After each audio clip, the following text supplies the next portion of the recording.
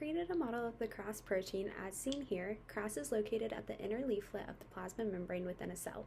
The Cras protein can be found in a wide variety of eukaryotic cells where it plays a key role in cell signaling. It is also found in proliferative tissues including epithelial cells of the lung, colon, and pancreas, where mutations in Cras are commonly linked to cancer. The mutation occurs at G12C. The 1-degree primary structure shows a simple chain of amino acids, which I've represented here as the switch 1 and switch 2 loops. As well, here is the G12C mutation.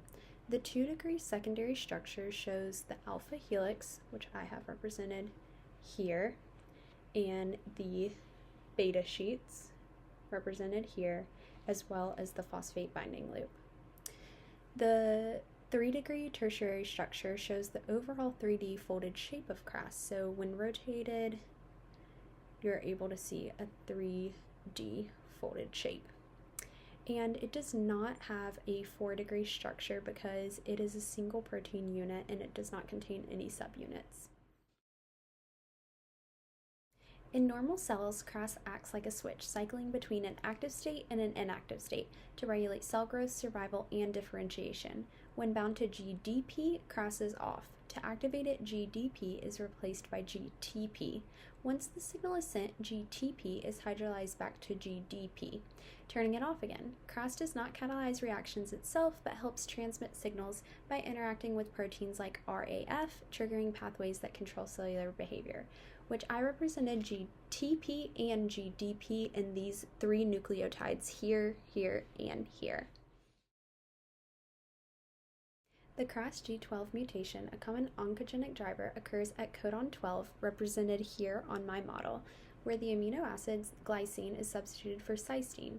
It causes more functions. Mutations in Cras reduce its ability to hydrolyze GTP, meaning it stays permanently active. This leads to constant signaling for cell proliferation, which contributes to uncontrolled cell growth and cancer development.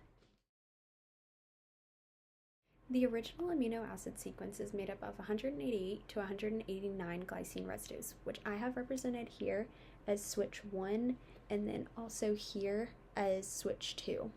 Glycine features a single hydrogen atom and lacks any additional functional groups other than the carboxyl group and an amino group.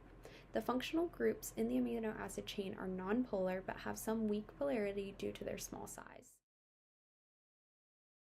The mutated amino acid is located in the P-loop, which is the phosphate binding loop seen right here in this structure. It is crucial for GTP binding and hydrolysis. Since the mutation causes it to stay permanently active, it leads to uncontrolled cell growth and cancer development. The mutation impairs activity of normal protein function, keeping Cras active longer and continuously triggering downstream signaling, even without external growth signals.